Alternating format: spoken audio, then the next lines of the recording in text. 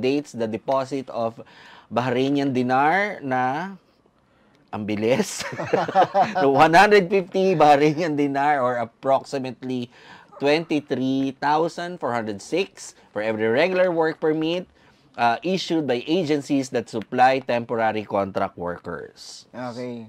So, Okay, tutuloy ko. Rapi, yung deposit ay intended to cover repatriation costs in cases na hindi matapos yung kontrata. Ayun, parang ganun. To ensure that the workers themselves are not burdened financially with the cost of their return home to the Philippines. So, siguro natuto sila ka dun sa ni Gracia. Oo. So, ibig sabihin, ang injury, ang agency sa Bahrain ang mag-shoulder ng insurance na ito, which is medyo mahal, 23,000 pesos ang equivalent.